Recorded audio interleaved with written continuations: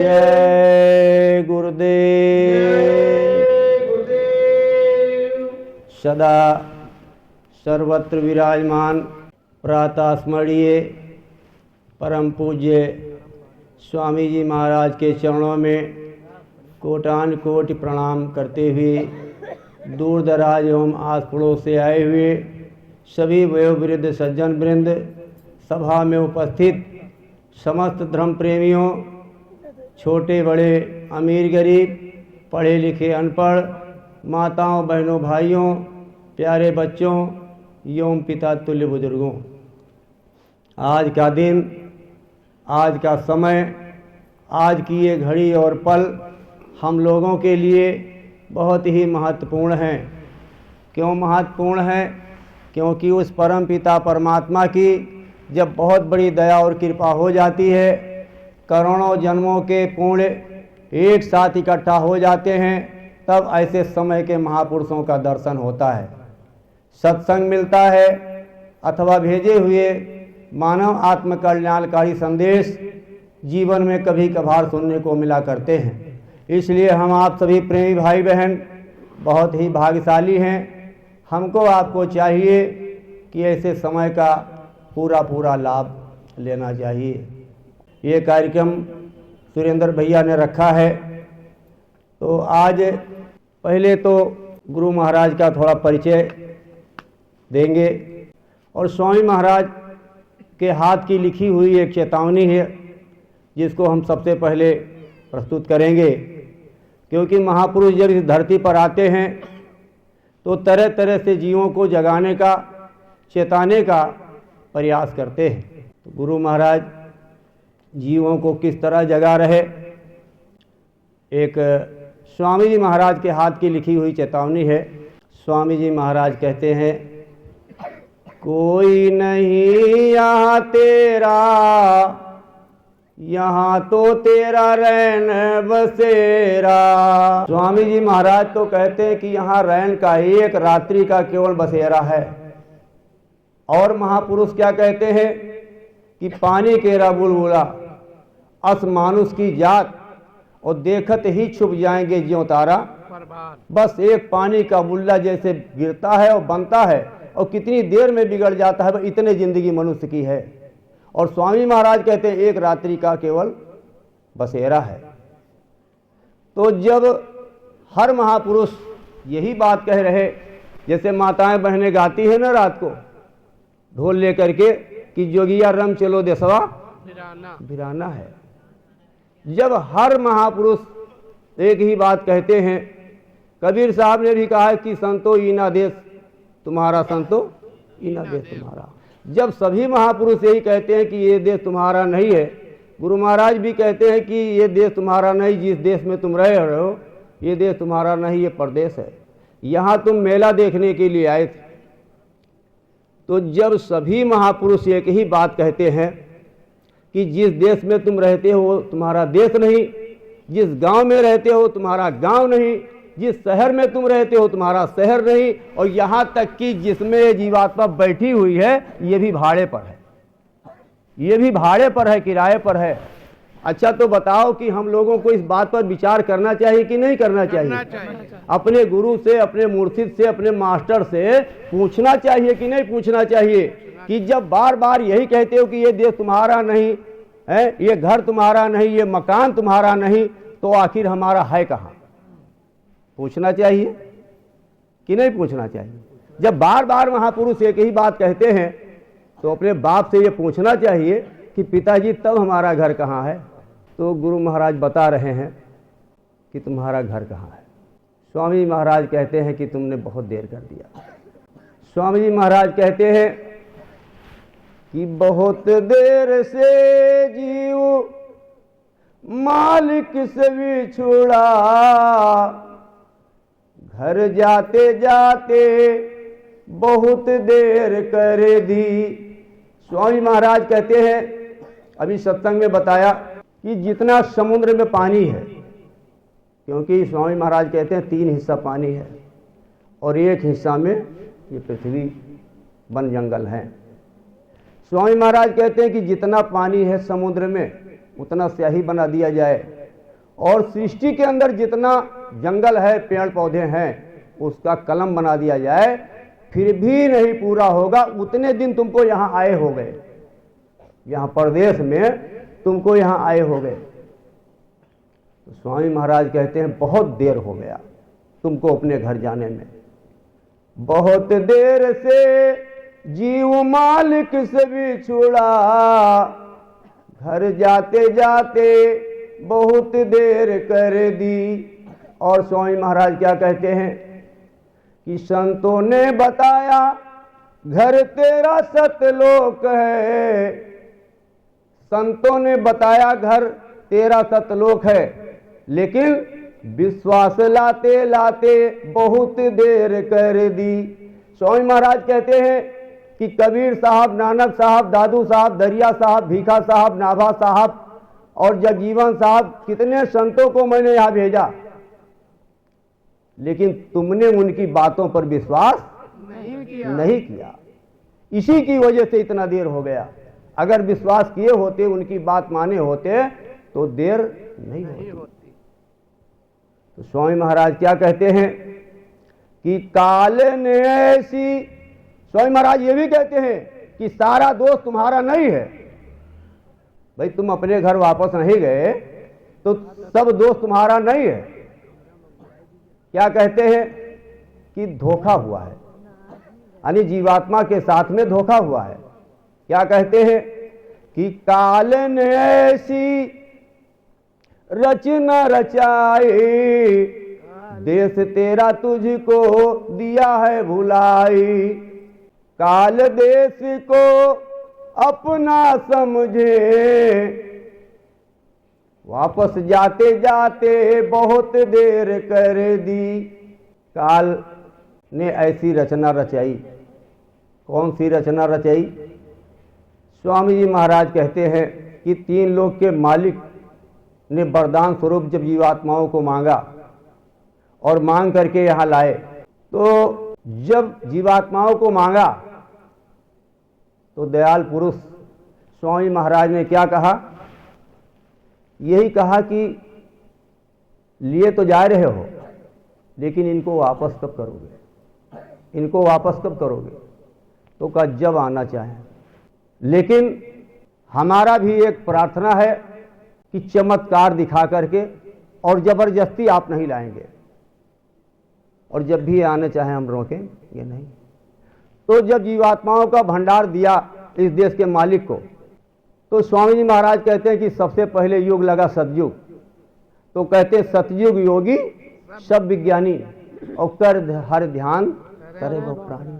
स्वामी महाराज कहते हैं जब फर्स्ट सतयुग, जब इस सृष्टि की रचना हुई और फर्स्ट सतयुग जब लगा, तो बहुत सी सारी खेपें वापस अपने देश को चली गई। तब इस देश के मालिक को चिंता हो गई कि अगर ये भी चली गई तो हम अकेले बैठ करके यहाँ क्या करेंगे। तब तुरंत आद्या से रल मिलकर तीन पुत्रों को पैदा किया, ब्रह्मा, विष्णु और महेश, और तीनों को आदेश दिया कि तुम तपस्या में चले जाओ, और आज्ञा से कह दिया कि इनको हमारा भेद मत बताना, नहीं जिस काम के लिए मैंने इनको पैदा किया है, अगर ये जान जाएंगे तो ये अपना काम नहीं करेंगे। और जब तपस्या के लिए चले गए तो स्वामी महाराज कहते हैं कि बहुत काफ़ी दिन जब हो गया तो आकाशवाणी हुई।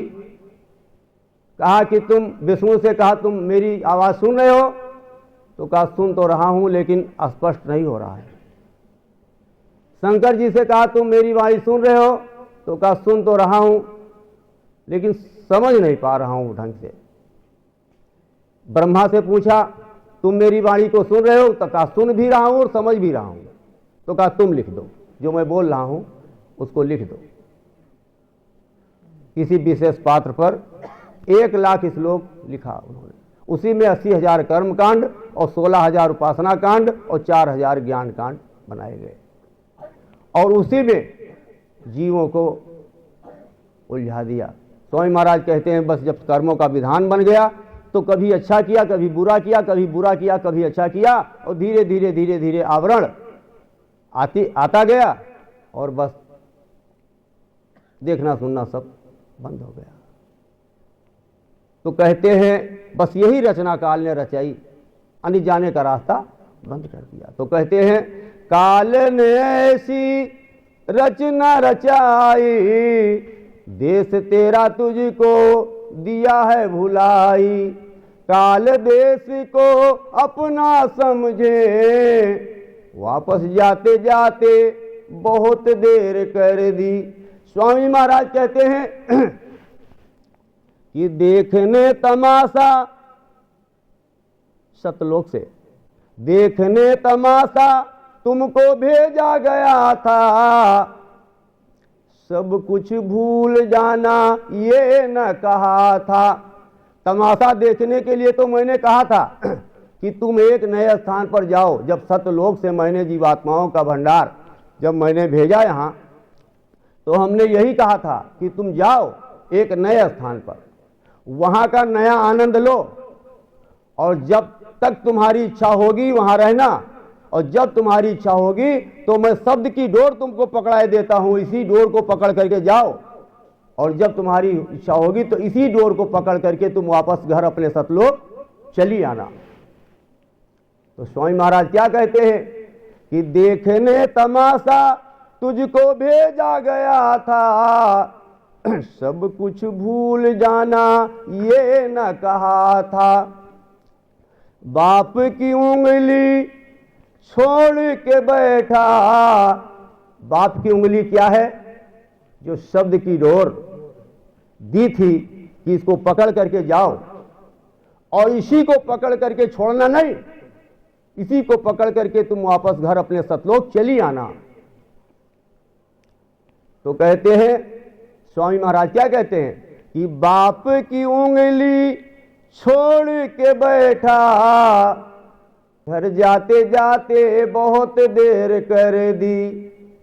फिर स्वामी महाराज क्या कहते हैं कि तेरा राजा खुद लेने को आया, भेष मजदूरों का है बनाया।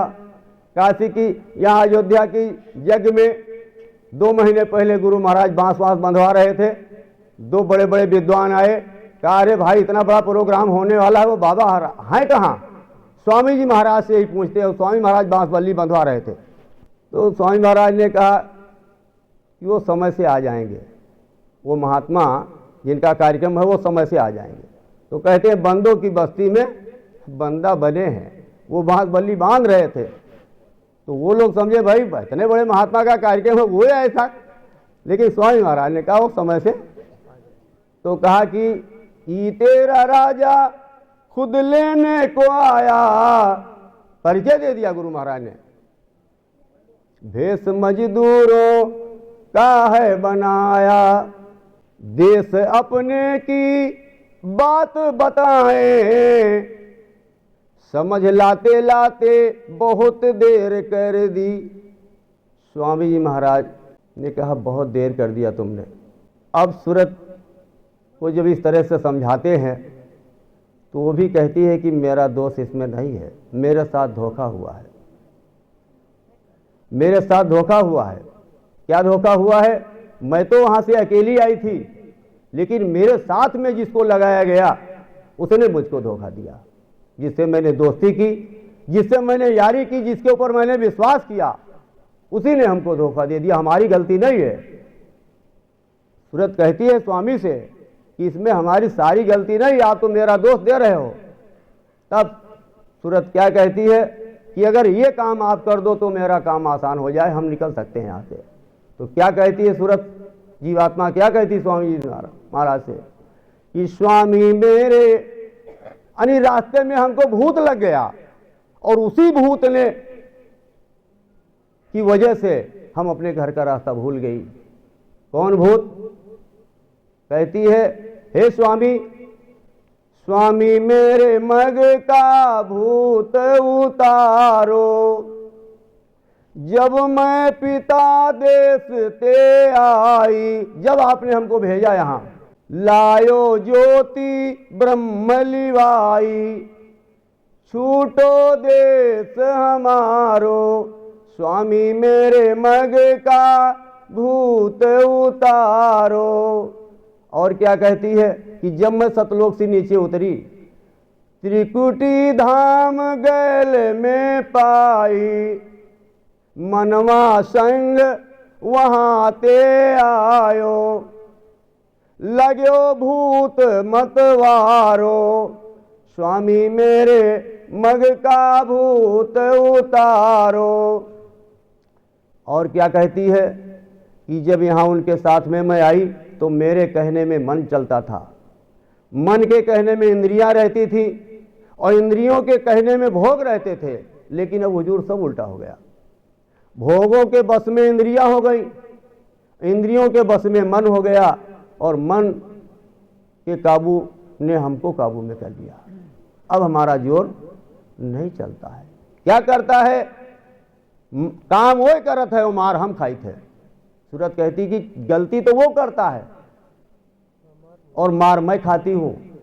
तो क्या कहती है कि मनवा मौज करे हर खावे, काल कर्म से मोह पिटावे, दियो दुख अति भारो, स्वामी मेरे मग का भूत उतारो।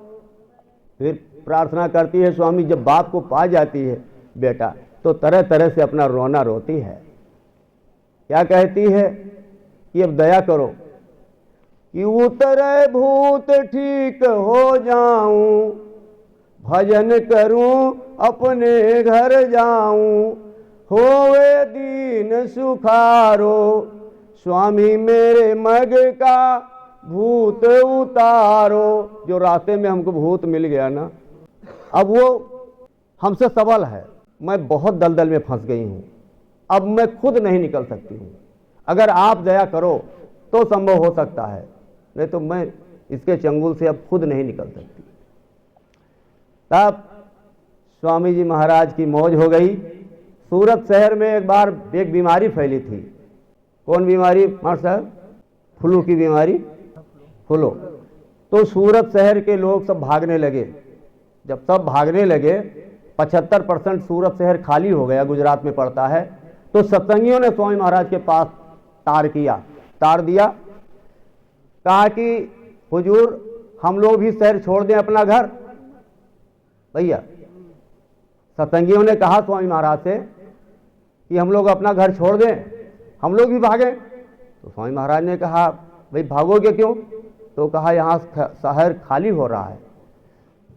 तब स्वामी महाराज ने कहा कि ऐसा ऐसा करो, इस नाम की पत्ती इस तरह से इसको ऐसे ऐसे करो और इसको दिन में 3 बार सेवन करो और इसके अंदर जो जीवाणु है ना खून के अंदर, वो सब इससे नष्ट हो जाएंगे। तो सत्संगी ने फिर स्वामी महाराज से कहा कि हुजूर तो क्या इस दवा को सूरत शहर के और लोगों को भी बता दें जो सत्संगी नहीं है? तो स्वामी महाराज ने डांटा कि तुमने क्या सबका ठेका ले रखा है? अरे भाई तुमको मैंने बताया है सत्संगियों को, और क्या तुमने सबका ठेका ले रखा है? तब वो सत्संगी बड़ा होशियार था। स्वामी महाराज से क्या कहता है कि हुजूर हुए तो सब आप पे कहे, हुए तो सब आप पे कहे, काय मतलब भले गलत रास्ते पर हैं लेकिन हुए सब आप पे कहे। तो दया आ गई गुरु महाराज की, मौज बदल गई और कहा कि पर्चे में छपवा कर बंटवा दो।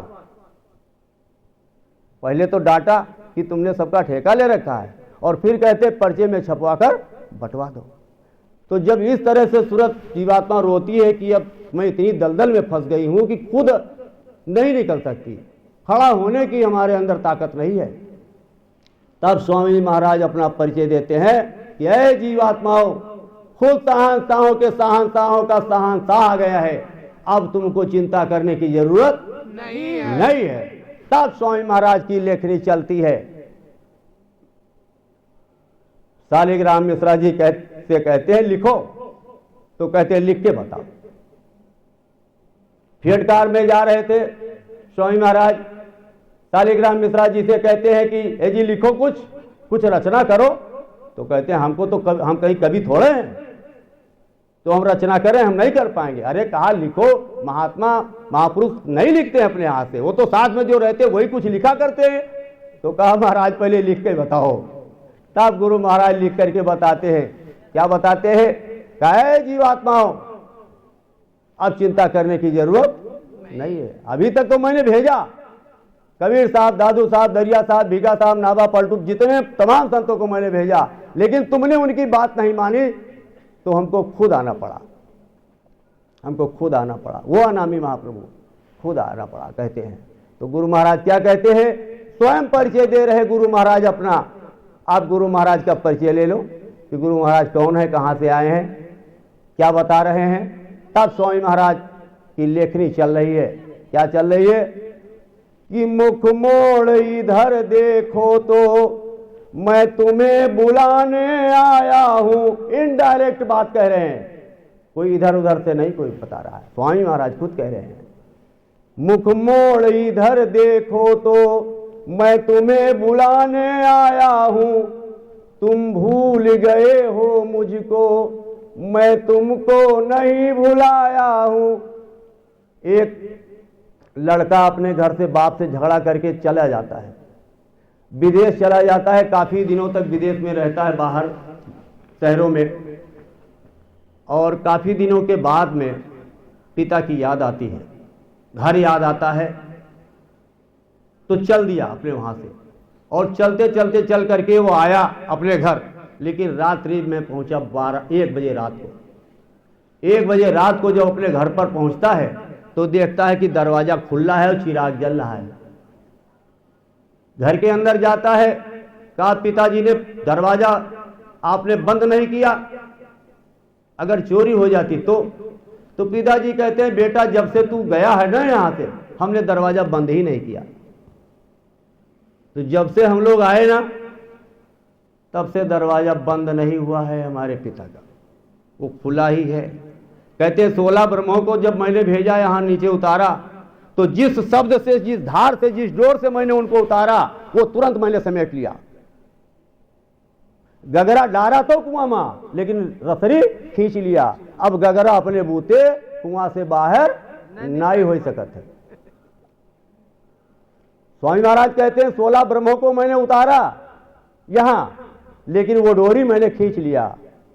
अब वापस आने का उनके पास कोई साधन नहीं है। और सुरतों को जिस डोर पर उतारा, वो डोर आज भी लटक रही है। जब तक ये सृष्टि रहेगी तब तक वो डोर लटकती रहेगी। स्वामी महाराज ने कहा जब तक एक भी जीव हमारा इस सृष्टि में रहेगा तब तक वो हमारी डोर, कौन सी, वो शब्द की डोर, वो लटकती रहेगी। कितनी बड़ी दया है हम जीवात्माओं के लिए। उनके लिए तो बंद रहता, लेकिन जीवात्माओं के लिए दरवाजा हमेशा खुला है, जब चाहें तब वो जा सकती है। तो स्वामी महाराज क्या कहते हैं कि तुम भूल गए हो मुझको, मैं तुमको नहीं भुलाया हूं। और स्वामी महाराज क्या कहते हैं, अपना परिचय दे रहे कि निज घर से जब से आए, अपनी सुध खुद ही भुलाए। निज घर, अगर हम सोनी जी से पूछें कि सोनी जी आपका घर कहाँ है, तो वो सीधे कह देंगे नवाबगंज में है। अरे भाई जो जानते वही तो बताएंगे, लेकिन उस घर की बात गुरु महाराज नहीं कर रहे, वो निज घर की बात कर रहे। हमसे कोई पूछे कि यादव जी तुम्हारा निज घर कहाँ है असली, तो हम कह दे जैतापुर में है। भाई हम जो जानते वही तो बताएंगे, और आगे की बात हम क्या जाने। लेकिन गुरु महाराज किस घर की बात कर रहे।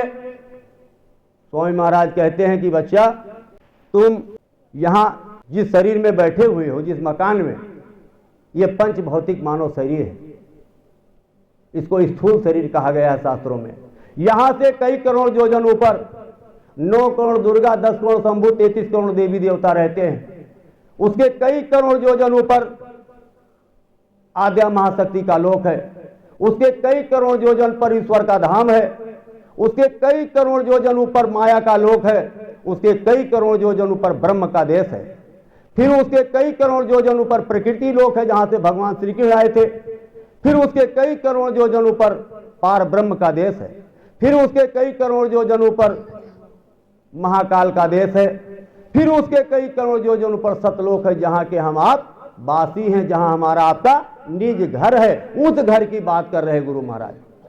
स्वामी महाराज कहते हैं कि निज घर से जब से आए अपनी सुध खुद ही भुलाए। और क्या कहते हैं, मैं देख रहा था बाट तेरी फिर मानुष रूप बनाया हूं।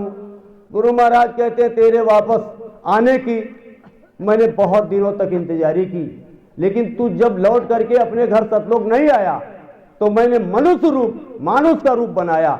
स्वामी जी महाराज खुद कहते हैं, ये लेखनी चल रही गुरु महाराज की, कि मनुष्य रूप में हमको यहां आना पड़ा।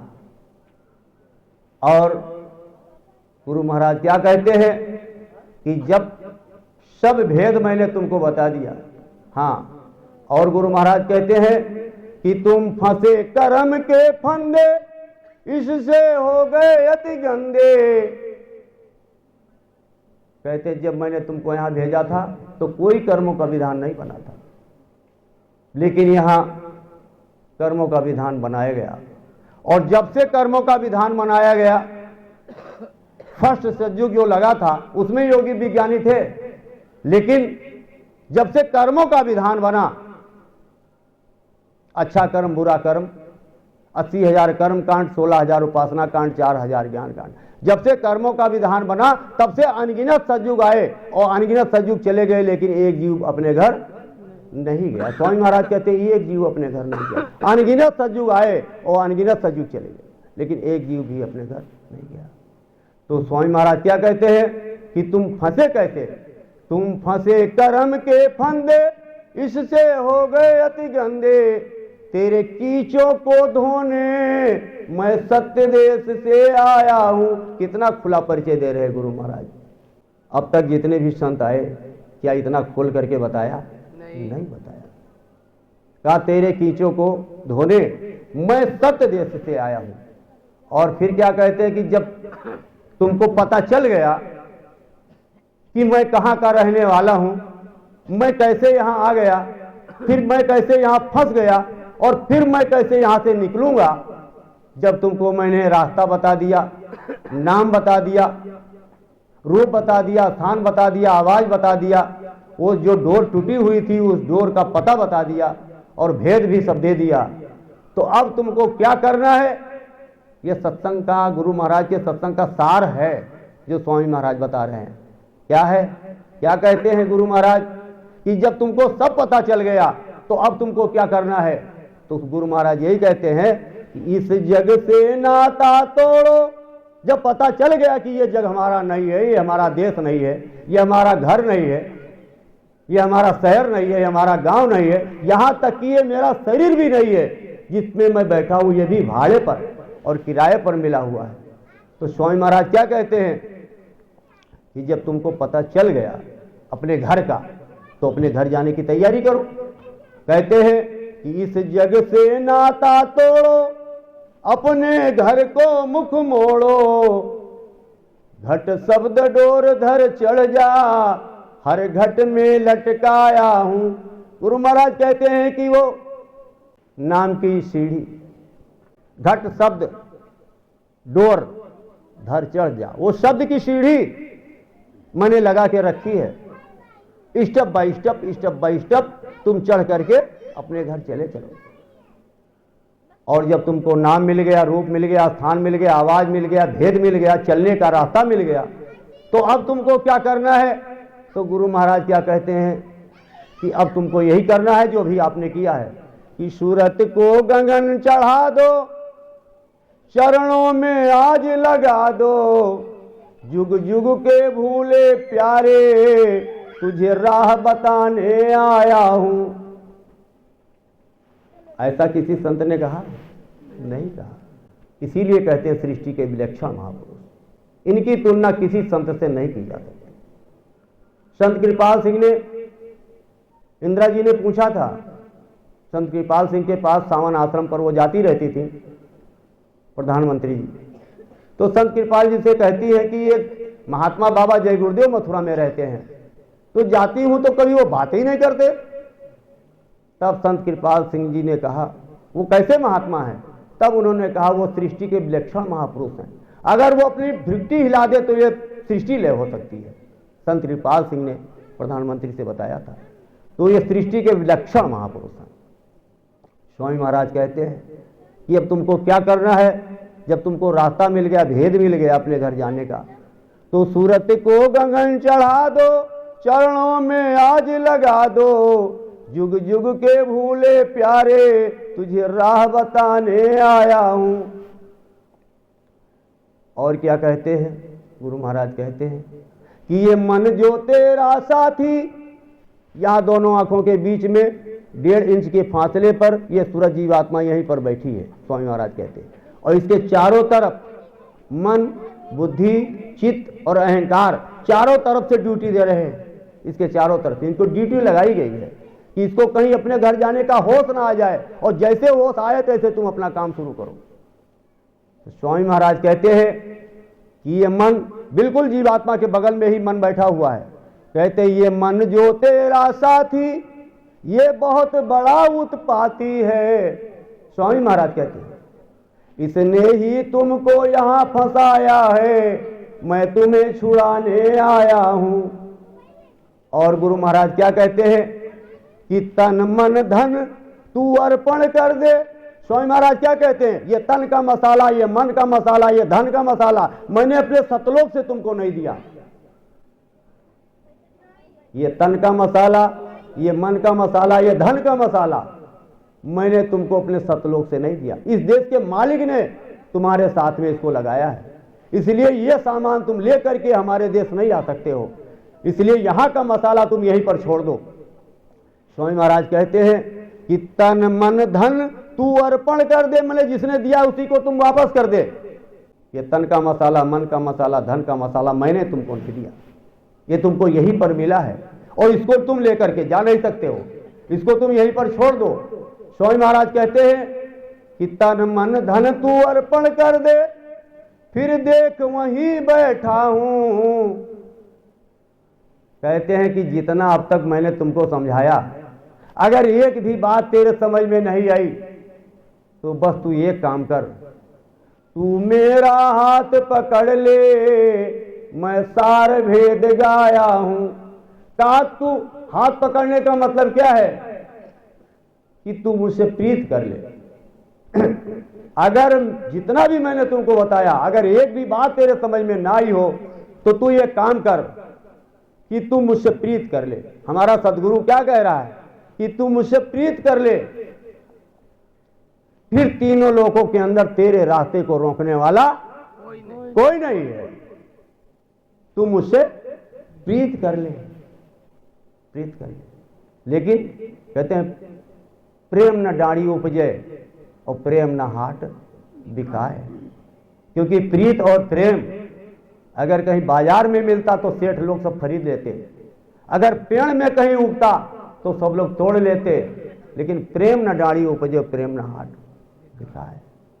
और गुरु महाराज ने कहा प्रीत तू कर ले, कितना सस्ता कर दिया, ध्यान भजन सुमरन की बात छोड़ दो, तू मुझसे कितना सस्ता कर दिया कि तू मुझसे प्रीत कर ले। और प्रीत का परिभाषा भी बताया कि जैसे एक दूसरे जात की लड़की और एक दूसरे जात का लड़का, अगर दोनों एक दूसरे से अगर प्रेम हो जाता है तो दुनिया का कोई ऐसा संविधान नहीं जो उसको उससे अलग कर दे। बात समझ लो, दुनिया का कोई ऐसा संविधान नहीं जो उससे उसको कोई अलग कर दे। इसी तरीके से अगर तुमको मुझसे प्रीत हो गई तो फिर तीनों लोगों के अंदर तेरे रास्ते को रोकने वाला कोई नहीं। लेकिन एक म्यान मधुई तलवार जय है, एक म्यान मधुई तलवार न दे। बहुत जने कहा था दूध पिलाओ तो कसके पीले, या तो पीले तो म्यान फटे और या तो तलवार टूटे, या तो म्यान फटे और या तो तलवार टूटे। वो दोनों काम न हो पाई। कहा था दोनों एक समाओ, तो दुई कहां समाए, यही या तो फटी या तो वो टूटी, मना यकते है। अब चाहे यहां लगाए दो चाहे यहां लगाए दो, तू मुझसे प्रीत कर ले, फिर तेरे रास्ते को रोकने वाला कोई नहीं है। स्वामी महाराज बस यक्के साधे और सब सधे और सब साधे सब जाए। 5 बैठे थे सभा में, तो पहले तो निगाह उठाया भीष्म पितामह की तरफ कि ये पितामह हैं, ये हमारी रक्षा कर देंगे। जब खींची जा रही थी ना साड़ी, फिर उधर देखा, फिर उधर देखा, फिर 5 पतियों की तरफ देखा कि शायद ये मदद कर दे, ये कर दे, ये कर दे, ये कर दे। लेकिन जब सबका सहारा छूट गया तब यक्के को याद किया, हाय कि तुरंत आ गए, कहा इतनी देर क्यों कर दिया? तो कहा तुमने कहा द्वारिकाधीश, तो हमको द्वारिका जा करके फिर आना पड़ा। वैसे तो तुम्हारे बगलिए में मैं खड़ा था, तुम्हारे बगल में ही मैं खड़ा था, लेकिन जब तुमने कहा द्वारिकाधीश आ जाओ तो द्वारिका जा करके हमको आना पड़ा। देखो कांटा गड़ा है। जब कहीं तुमने इतनी देर क्यों कर दी? तो हमको आपको अपने गुरु पर विश्वास नहीं है कि वो यहां हैं तो मेरे बगलिए में खड़े हैं, इसी वक्त इसी जगह पर खड़े हैं, लेकिन हमको विश्वास नहीं है कि क्या वो हैं। कितना बड़ा परिचय गुरु महाराज ने दिया। सन 2012 में जब गुरु महाराज की गाड़ी में लोगों ने धक्का मारा, पीट दिया ऐसे, जब कुटिया से मंच पर आ रहे थे, मैं मंचवा के बगलिए में बैठा था। स्वामी महाराज गए मंच पर बड़ी नाराज मुद्रा में, जबकि एक दिन पहले कहा था कि सुबह मैं नामदान दूंगा। पूरा मौजे बदल गई स्वामी महाराज की। मंच पर गए, कहा कि तुमने सत्संग आज तक क्या सुना? यही सुना कि गाड़ी पीट कर दया मिलेगी। हमको जो तकलीफ हुई सो हुई, ऐसे कह रहे हैं ओरिजिनल आवाज। हमको जो तकलीफ हुई सो हुई, लेकिन तुमने अपना कितना बड़ा नुकसान कर लिया। तुमने अपना कितना बड़ा नुकसान कर लिया। गाड़ी पीट कर दया मिलती है? मैं नामदान नहीं दूंगा, मैंने बहुत दिया, ऐसे कहते हैं। मैं नहीं दूंगा, मैंने बहुत दिया। और फिर कहते हैं कि शब्द स्वरूपी संग है, उसी जगह कहा शब्द स्वरूपी संग है कभी न होते दूर, वो तो सब देखते रहते हैं। अच्छा तो ये था कि हाथ जोड़कर तुम खड़े हो जाते, मैं तुमको अच्छी तरह देख लेता। एक महापुरुष क्या कह रहा है? अपना नुकसान करते हैं और दूसरों का भी नुकसान कर देते हैं। गुरु महाराज बढ़वाते रहे कि अपना तो नुकसान करते ही करते हैं, दूसरों का भी नुकसान कर देते हैं। शब्द स्वरूपी संग है कभी न होते दूर, का वो तो सब देखते रहते हैं। अच्छा तो ये था कि हाथ जोड़कर खड़े हो जाते और मैं तुमको अच्छी तरह देखते। और धीरज रखियो चित्त में और दिखेगा सतनूर। स्वामी महाराज ने कहा जिनको नामदान मिल गया उनको चिंता करने की कोई जरूरत नहीं। कहा भव सागर भर में नहीं, ये प्रताप हमार, और निश्चय करके जानिए तुरंत उतारू। निश्चय मतलब तुमको विश्वास होना चाहिए अपने गुरु पर। लेकिन अब तो विश्वास छूट गया कि अब फिर तो मर गए, अब तो चले गए, अब लाओ दोसर भतार करी जल्दी से, नहीं तो अब उनके कौन सहारा। यक्के साधे सब साधे सब नारी कहावत पीऊ की। कबीर साहब आदि गुरु हुए हैं। गुरु महाराज ने कहा कि कलयुग में प्रगट संतों में सबसे पहले कबीर साहब आए। वो पूर्ण धनी थे, पूरे सदगुरु थे, लेकिन जब उनको पता चला इनके गुरु को, क्या नाम था इनके गुरु का? रामानंद जी। जब पता चला कि ये तो बहुत पावर में है, तब एकांत में गए और कहा कि हमको नामदान दे दो। कहा ये असंभव। रामानंद जी कहते हैं कबीर साहब से कि हमको नामदान दे दो, अपने शिष्य से कहते हैं हमको नामदान दे दो, तो कहते ये असंभव। तो कहते तो हमारा कहाँ होगा, हम तो नरक चले जाएंगे। मैंने हम गुरु बने हम तुम्हारे, और हम तो नरक चले जाएंगे। कहीं नहीं जाओगे, हमने जानबूझ करके ये लीला की है। इस जन्म में हमारे गुरु रहेंगे। अगर हम गुरु नहीं बनाएंगे तो गुरु का अस्तित्व खत्म हो जाएगा दुनिया से, गुरु की मर्यादा खत्म हो जाएगी। इसलिए इस जन्म में आप हमारे गुरु रहेंगे। लेकिन तो कहीं तो हमारे का हुई तो कहीं अगले जन्म में मैं तुमको नामदान दे दूंगा, अगले जन्म में मैं तुमको नामदान। ये पावर होती है गुरु की। तो कहते हैं नारी कहावे पीऊ की, और रहे और संग सोए, और यार सदा मन में बसे खसम खुशी क्यों, खसम खुशी क्यों होए। तो प्रेमी भाई बहनों, गुरु हमारा बहुत पावर में है। और कहते हैं आपने चेतावनी संग्रह में स्वामी महाराज ने ही लिखा है, एक तो सूरज चेतना और एक प्रार्थना चेतावनी संग्रह, ये स्वामी जी महाराज की ही लिखी हुई प्रार्थना है, उसमें ज़्यादातर हैं। और बाकी पहले तो अपना लिखा है, बाद में शालिग्राम मिश्रा जी ने उसको पूरा किया है। 2-4 लाइन अपना लिख देते थे, बाकी नीचे का पूरा वो शालिग्राम मिश्रा जी करते थे। वो शुरू के नामदानी है 52-53 के। जय गुरुदेव।